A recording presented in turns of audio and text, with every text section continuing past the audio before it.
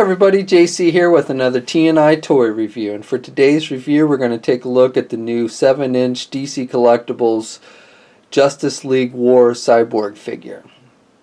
Now this figure is part of DC Collectibles animated movie line, and we saw 5 of the Justice League War figures previously released about a month or so ago from DC Collectibles. So this is the 6th figure in the series. It comes in the same style of packaging as we saw with the other 5 figures. You've got the white card back, and on that card back you've got images from the animated movie as well as the logo from the Justice League War movie. Off to the side you've got the name of the character, and it tells us that this is figure 6. The figure's clearly displayed in the packaging so you can see what you're getting, and then you've got the DC Universe animated movie Justice League War logo down at the bottom. And then on the back of the packaging you have a look at all 6 figures in the Justice League War line. The Flash, Superman, Green Lantern, Wonder Woman, and Shazam. As I said, all previously released a month or so ago, and now Cyborg. Okay, so let's get this open and take a look at what's inside. So here's a look at the figure outside of the packaging.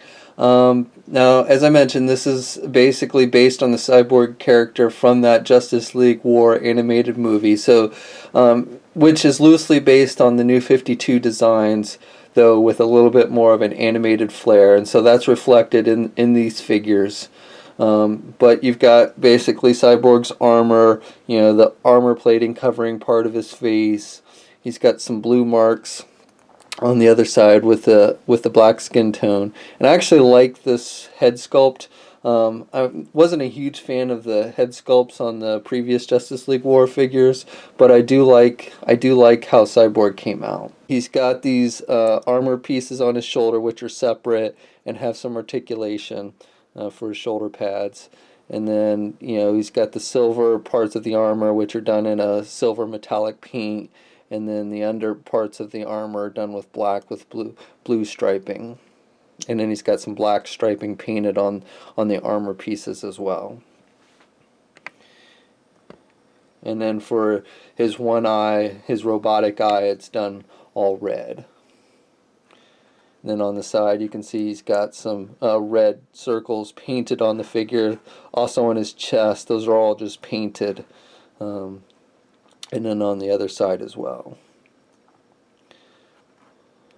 Okay, so this figure stands at just exactly about 7 inches tall. Here he is next to his New 52 counterpart, and you can see that one is just a little bit taller than this Justice League War animated movie version. And you can also just see the detail, you know, whereas like the red parts on the New 52 version are sculpted on the figure, you know, they're just painted on this Justice League War version. But again, I think that's to kind of give it more of an animated look as opposed to the regular version. Here is Cyborg standing next to his other Justice League War counterparts, Flash, Green Lantern, Superman, Shazam, and Wonder Woman. And he stands just a hair taller than all of them, so scale-wise he seems to be about right. You also notice he comes with no accessories at all. In fact, the only figure in this line so far to come with any accessory was Wonder Woman, who came with a sword. And then you might be noticing that Batman is missing from this lineup.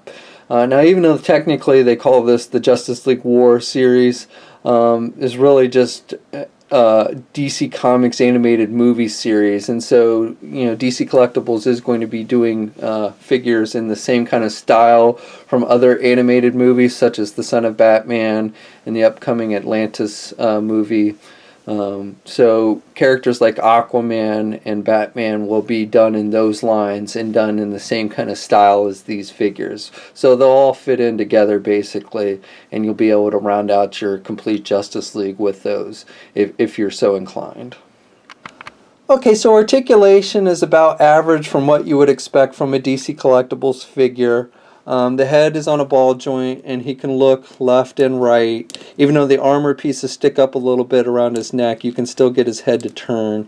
And he does have some up and down movement, a little bit of down. He can look down about that much, and then he can look up as well. The arms are on ball hinge joints at the shoulder, and he can get his arm out about that much. The shoulder pads restrict the movement a little bit, but because they're articulated and move not too much, and he can rotate his arm good. He has swivel at the elbow and a single hinged joint there, so he can bend his elbow about that much. And then no wrist articulation on these figures. No midsection articulation, no ab crunch or swivel at the waist.